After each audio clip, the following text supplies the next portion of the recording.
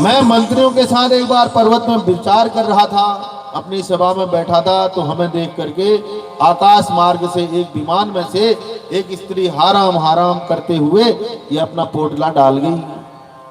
लक्ष्मण जी ने कहा, जब पोटला डाला था स्त्री का विलाप सुन रहे थे, लड़ने नहीं जा सकते थे? जब तब नहीं लड़ सकते थे तो अब क्या करोगे?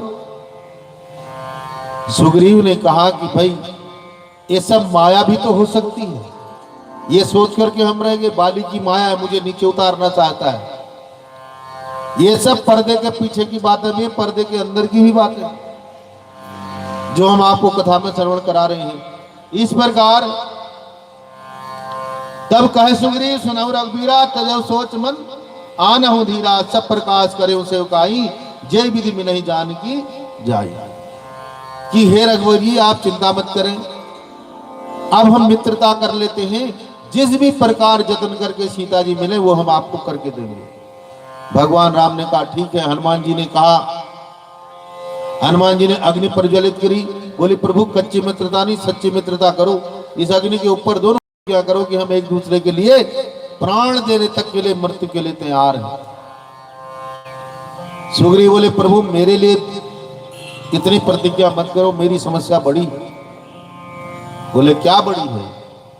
बोले जो मैदान में लड़ने आया था उसकी हड्डियों का ढांचा जो एक अंगूठे के मार में से उठा देगा वही बाली को मार सकता है। 7 ताड़ के वृक्षों को विपरीत दिशाओं में जो पड़े हैं उनका जो एक बाण से भेदन कर सकता है वही बाली को मार सकता है। भगवान राम ने कहा अच्छा प्रतिज्ञा कर लेते हैं तो ये भी पूरा कर लेंगे। बोले ठीक है। अग्नि में प्रतिज्ञा करी कि हम वचन देते हैं एक दूसरे के प्रति प्राण तक समर्पित कर देंगे, एक दूसरे का कार्य पूरा करेंगे। अग्नि प्रज्वलित करी गई, साक्षी माना गया।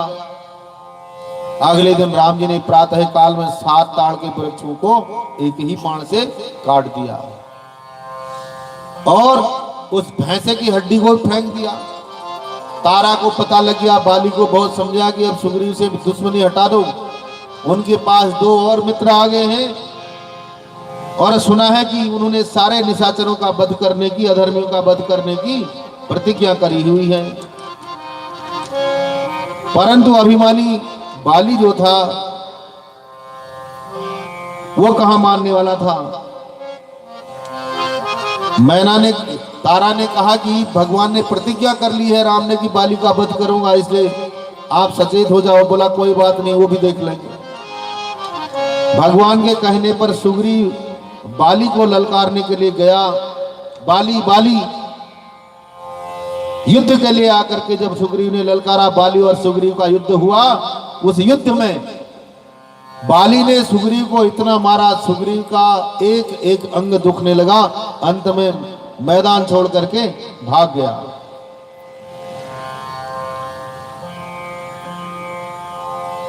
सुग्रीव जाकर के भगवान राम के पास गया, बोला प्रभु मैं तो बैरागी हो जाता हूं, अगर इतनी मार खिलवानी थी तो मित्रता करने की क्या जरूरत थी? आपने युद्ध के लिए भेजा, बाण चलाया नहीं, छुप के मारूंगा कहा। ऐसी मित्रता किस काम की? भगवान राम ने कहा हे सुग्रीव तुम मेरी परिस्थिति नहीं समझ सके। मैंने तुम्हें किष्किंधा का राजा बनाने की प्रतिज्ञा करी हुई है। तुम दोनों भाई रूप रंग देखने में, बल और काठी में संपूर्ण रूप से एक दूसरे के प्रतिबिंब हो, एक जैसे हो।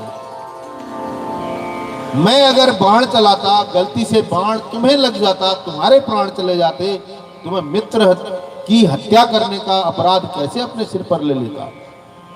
ये मेरी समस्या थी। भगवान राम ने अपना कोमल हाथ सुग्रीव के शरीर में जैसे ही फिराया, सुग्रीव का सारा दर्द खत्म हो गया और उसमें पुनः एक नई ऊर्जा जागृत हो गई। भगवान ने कहा जाओ अब बाली को युद्ध के लिए ललकारो। लक्ष्मण से कहा एक बनफूलों की माला तुम इसके गले में डाल दो।